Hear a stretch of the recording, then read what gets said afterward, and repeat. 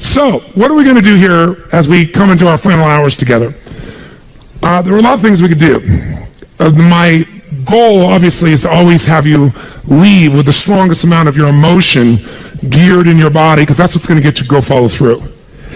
At the same time, I look at this program, and no matter how much we pour into it, no matter how much we put you in overwhelm, as you can only imagine, there's so many things that I know are available and needed for your businesses that aren't here. So trying to figure out, what do we put in here strategically? And so I'd like to roll the dice on something that may not be as emotionally exciting, but probably more valuable. And that is a planning process. And so you might have to, for this last part, really manage your own state a little bit. But I'd like to introduce you to what I call RPM, the Rapid Planning Method. And RPM is an experience that when you master the thinking of RPM, you don't have to use the system itself even. You don't have to use a particular, mechanical system in terms of how you do this on your computer or calculator, on paper or whatever. But if you take on this thinking system, your entire planning process will transform, and so will you emotionally. And most people in life, when they're trying to plan something, when they're trying to put something together, like plan their day, we all learned yesterday that what controls our focus controls our life. Whatever we focus on, we feel, even if it's not true. Do you agree with me on this, yes or no?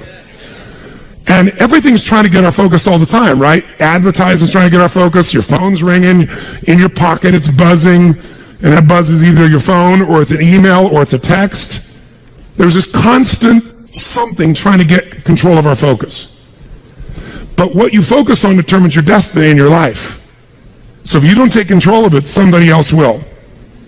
And so the challenge is, even when we try to take control of our own focus, even we try and attempt to do this, usually there's so much distraction that it becomes very difficult to do it. And even if you did it in the traditional way, and you were going to go out tomorrow, and you're going to plan your day, or you're going to plan your week, you're going to go home.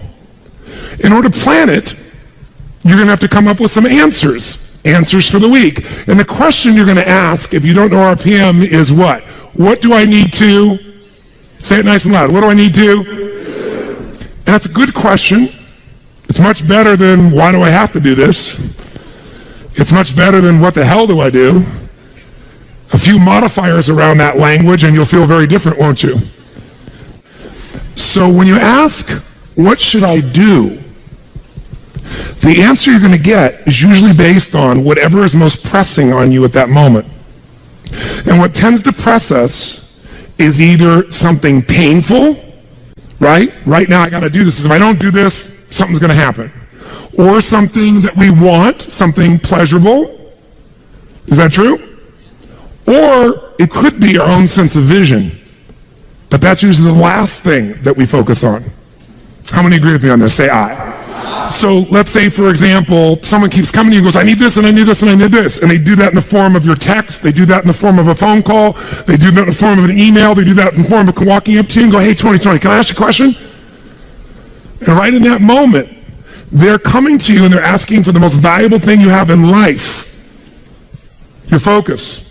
Because out of your focus, you're going to put your attention, your energy, your intellect, your emotion, your thoughts, your lifeblood. And the way you invest focus is the way you invest thought, feeling, emotion, and life. And wherever you spend that focus is going to determine what you end up with in this life and what you're able to give in this life. So focus, bless you, is the single most important component you got to learn to take control of. And most of us are not very good at this. Primarily because the culture has conditioned us to respond to what we need to do. And when you're coming up here, Dr. Ruth here in front of me, and she goes, Tony, what do you do right now is being dictated by the environment, not necessarily by what is most important for me or my mission or my direction or my life. Now in a seminar, it's appropriate most of the time because this is what I'm here to do. But even in seminars, sometimes I have to say, can I get back to you in a moment? Because I have to do this because I'm also running this damn thing. I'm not just on stage, right? So the combination makes me have to look at it. And there's an army of people back here running it, and I got to help them, or they got to help me, and a lot of moving parts. So sometimes I got to stop and not let you take my focus, even though I'd like to give it to you. But if I were to ask, what do I need to do? I'm going to get a certain quality of answer. Let me give you an example of what I mean. True story. President, I won't go any deeper than what I can reveal without being disrespectful in any way, shape, or form. I would never do that. But it's a known fact, because it got out in the newspapers. There was a stage when President Clinton called me. And when he called me, he literally called me up and said, and I'd known him for a little while and worked with him prior, but he called me up and said, they're going to impeach me in the morning. What should I do? And I kid about it today. I said to him, well, could you have called me sooner? But what truthfully I said after that was, I can give you my answer to that question, but I don't know if that's really the question you want to answer.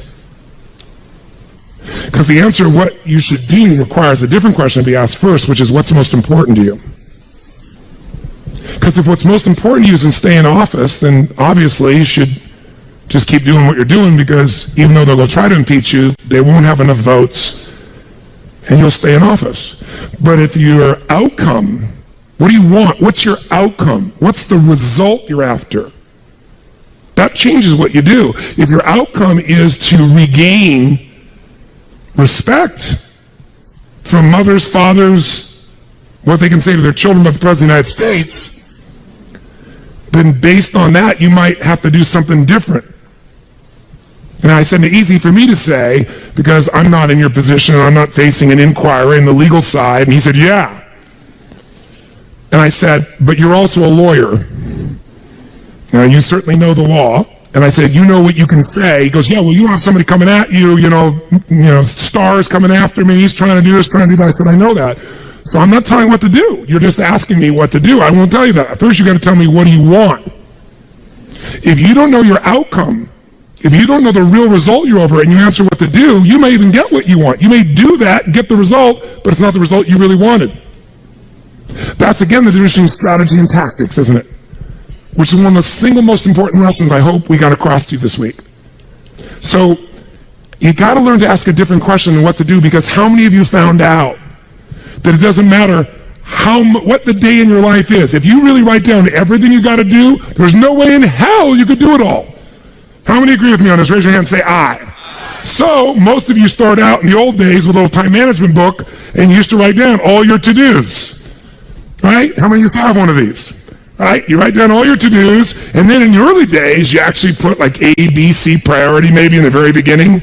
Anybody get that anal to be able to do that? Separate them out so you focus on the priorities, and then maybe even plan when you were going to do them in your day. And that lasted about how long? You still carried that book around with you in those days when it was on paper, remember that?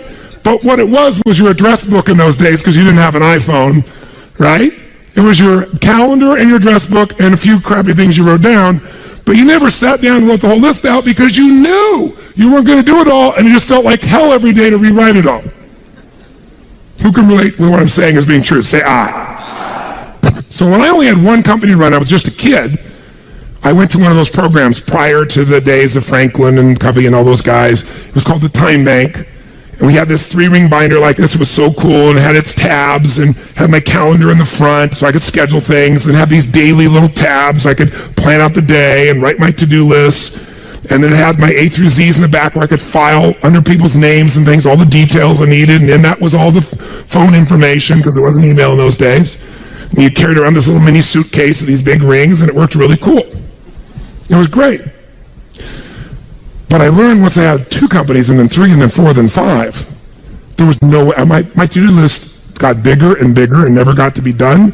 And I found myself not writing it down, and then I found myself doing it in my head. And I got a pretty good memory, but man, that was painful. I felt the shock of it all over again. Bottom line is, I said, there's got to be a better way.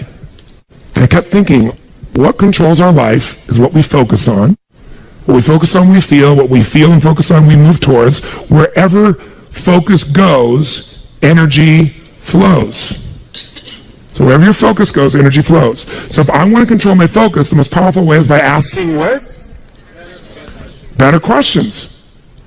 So I need to come up with a better question, because what to do is a painful question. And it's a stupid question very often. When you're starving hungry on the first day, what to do is obvious. Go get some food. But some of you, in spite of the hunger, and those of you who've never been to a program in my mind, the pissed offness with Tony Robbins that he would go so long, They went back, they go, but this is not right. And so they said, then go get some food. They go, no, but I don't want to miss it. Now, our fault for not communicating in advance, but the point of the matter is most of you decided what to do based on a larger outcome than the urgency of current pain. You decided, no, what's most important is to get this material, even if it's a little painful in the short term. I can eat a little bit. I'm hungry, but I can survive. I am not in Africa. This is not the last meal that I've had for 6 weeks. There may be some body fat I could be burning in the next 2 hours while I'm learning. Who knows? You know, maybe. Maybe I'm not really dying. Maybe that's just the language I use, and the language I use is producing my emotion. People say they're starving. Really? Look in the mirror. Are you starving? No, I didn't say that to anybody because no one came up and said anything to me about it. That Tony. Oh, Tony, will you take a picture with me? Yes, of course, right?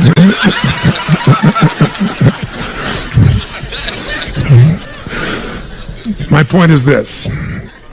Where focus goes, energy flows. You must control your focus. You do it with questions. If you ask the same questions as everyone else, you end up with the same answers.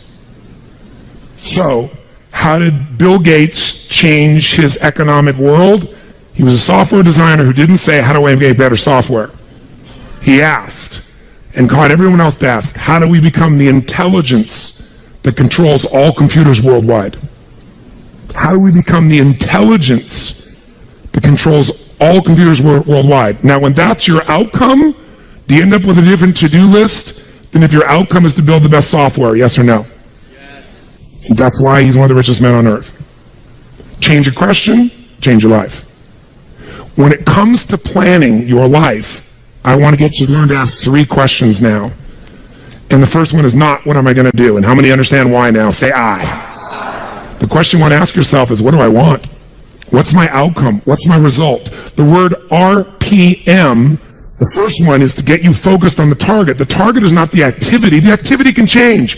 It's what's the result I'm after. If you know exactly what it is you really want, what you desire, what you're really after, clarity is power. The more clear you are and specifically what you want, the faster your brain can get you there. But if you're generally saying things like, what do I want? Well, I want more money. Fine, here's $1, get out of here. Did you achieve the outcome? Yeah, when you're that general, you think you're not getting your goal, you are. The way you language your goal, the way you think about it, you're receiving it. I want to feel a bit better. I want to lose some weight. Fine, you lost a pound, you're done. Because your brain's like a servo mechanism and a bomb and a missile. In the old days, you shoot a missile, and the target was going, and if you missed the trajectory, you missed it. Today, what happens when the missile's not on course? What happens? It locks onto the heat signature. What does it do? It moves and follows it. That's the way your brain is if it knows the outcome, if it knows the result. So RPM starts with, I got to know the result. This is a results planning system. The rapid planning method, but you can think of it as a results planning system. I need to know the result I'm after before I ever ask myself what to do. That takes more time. But it's worth it. Now, for time's sake, I'm not going to do this with you right now, but I'll tell you what I do when I've taught this to people and I've got a full weekend to do this in. Just give you a picture. If I asked you right now to write out your name, your full name. Now, some of you abbreviate your signature, but write out your full name in cursive. Go and do that one time. Write out your full name in cursive. I can't even use the word cursive. Is that really the word people still use? It means in handwriting, I guess, but in cursive. Just write out full name, because you can do this later on. Full name. If you normally abbreviate, don't do that. You have to write out the full name. Now, if I had you get with a partner, and you can try this later if you want, I'm just going to tell you because I don't want to take the time because we have such limited time today. And I have your partner say to you with a stopwatch here, okay, ready? And I go, go. And you write it out. And you tell me when you're done. I go, stop. And I write down how long that was. So let's say you wrote out your signature and it took 5 seconds. And they say, ready? Write it out. Ready? Go. You tell me when you're done. Stop. And I write down 5 seconds. If you do that 10 times, you'll find in the beginning you'll be, let's say, 6 seconds. I'm making it up. Everybody's signature is different. And you probably might get down to as little as 5 seconds. If you have like an iPhone, you could do it as a digital stopwatch. You could see the middle seconds. Then I say to you, I want you guys to write every other letter in cursive.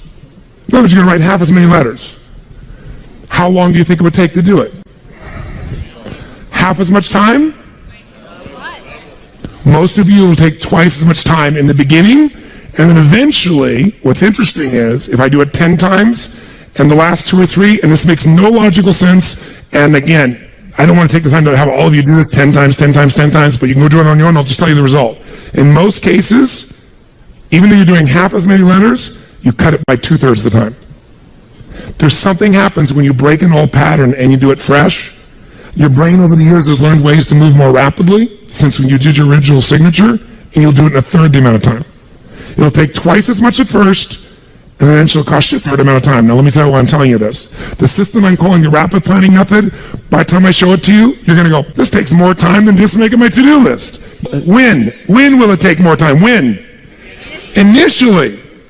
But once you get it in your nervous system, it'll take you less time because your brain will be thinking in outcomes and not activities.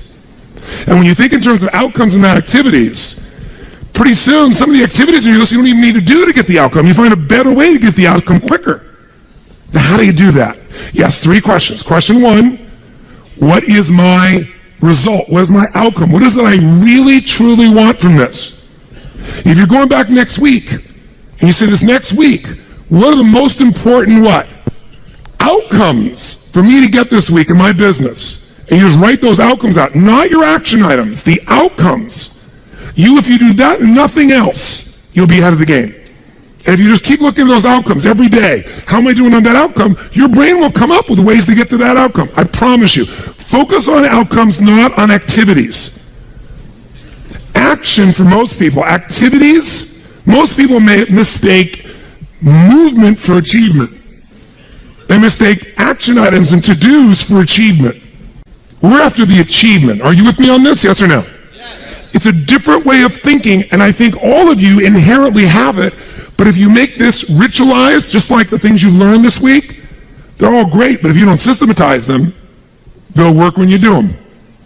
But if you systematize them, right, and you see like Mr. Holloman here, where he goes in and just does it and makes sure it's being done again, or what you've seen Chet do, or what I do. You just do it over and over again, you don't miss it. Now the results are geometric.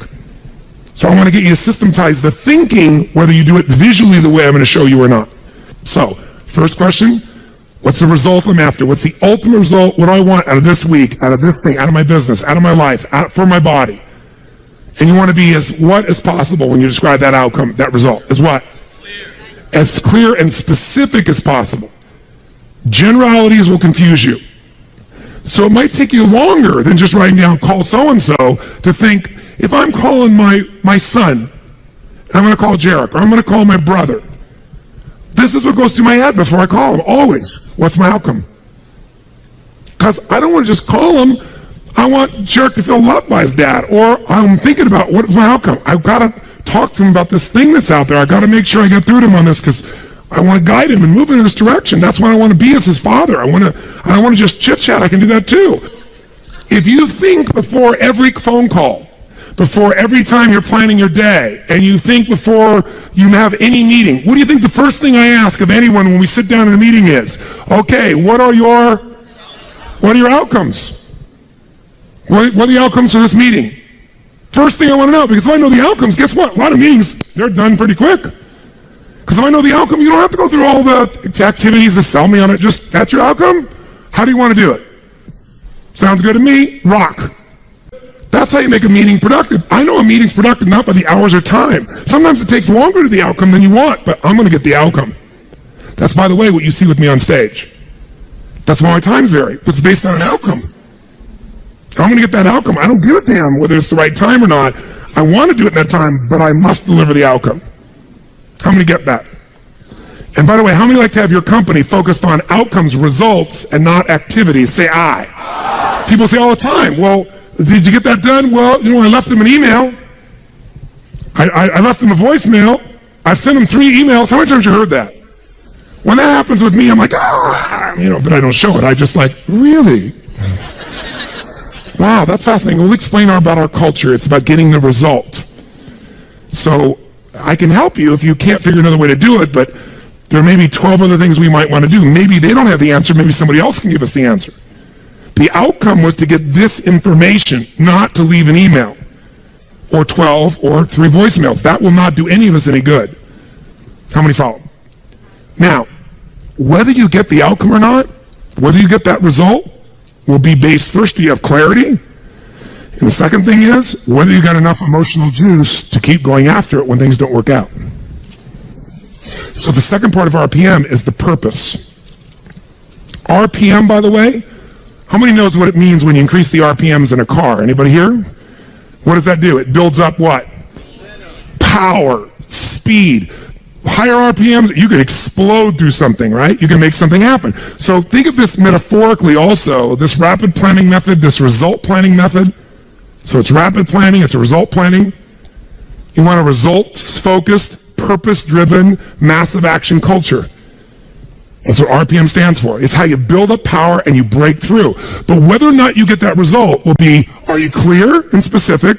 But also, do you have enough juice when it doesn't work out? How many of you are going after an outcome in your day or in your week, and for whatever reason, you're not able to get it?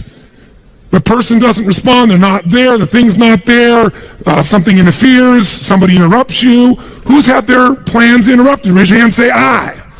So whether you keep doing it or not is, do you have enough emotional juice? See, guys, you all know out of this week, you got more than enough to take your business to a whole nother level. You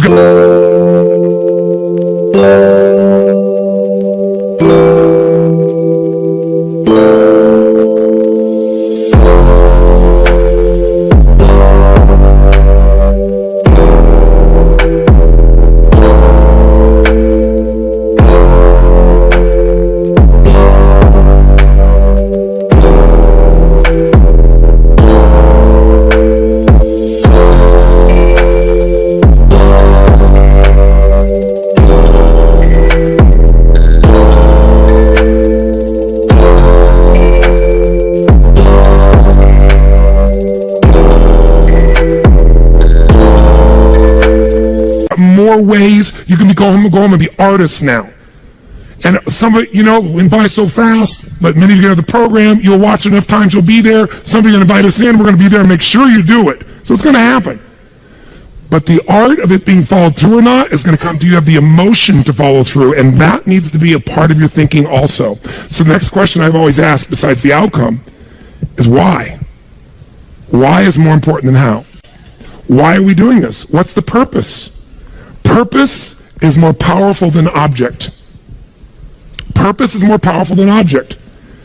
You say, I want $1 million. That's a great objective. I want $1 billion. Great objective. I want to feed 3,000 children in my community. That's a beautiful objective. It's even more specific. But even that objective, you might get excited about, so you realize what it takes to feed 3,000 kids. Right? And the politics involved, and all the people that don't follow through. And then you have this good intention, and somebody else is pissed off because one of the kids didn't get fed. Right? And you didn't have anything you know how to do. What's going to make you keep going? Purpose. Why do you want to feed those 3,000 kids? Why do you want to make that $1 million, that $1 billion? Why are you going to take your business to the next level? Why is the most important thing to know? Because that's where all the emotional juice and fuel is to actually get you to go through when the challenges show up. Every person you see who's on fire and is successful knows the why. You know what the problem is? You might know the why in the beginning. You wrote a mission statement and stuff like that. You got to know why you're doing this right now. This right now. That's what's going to engage you and activate the why. You might have a why, but it's not active. How many follow the difference what I'm talking about here? Say I. Otherwise, that little law of familiarity shows up. Well, we're doing this because and you repeat the why, but it has no emotion behind it. See, if I take a stick pin, no, I don't see anything like that, but when a woman has a blouse and they have like a little stick pin in it? Let's think that stick pin is a word. And I take that stick pin and I throw it at you. Are you going to feel it? Barely.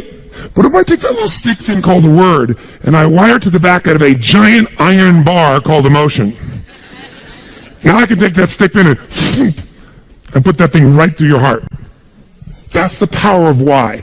RPM. R is the result, the outcome. What you're after, P is the purpose. It's the why.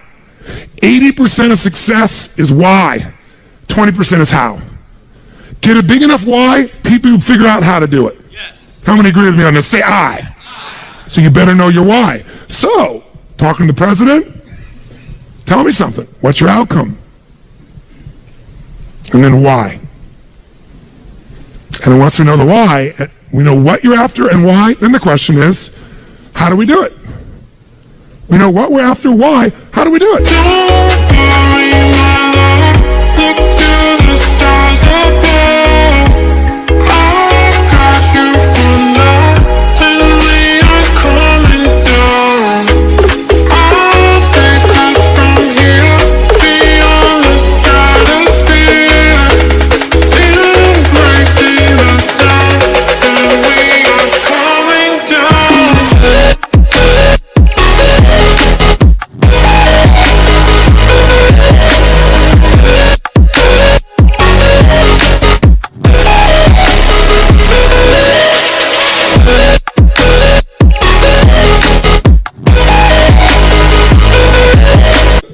By the way, are there lots of hows to get to an outcome, yes or no? Yes. Are there many paths to get a result, yes or no? Yes. Some are more efficient than others. And you're not going to know, so you know what you do? You brainstorm out all the hows you can think of.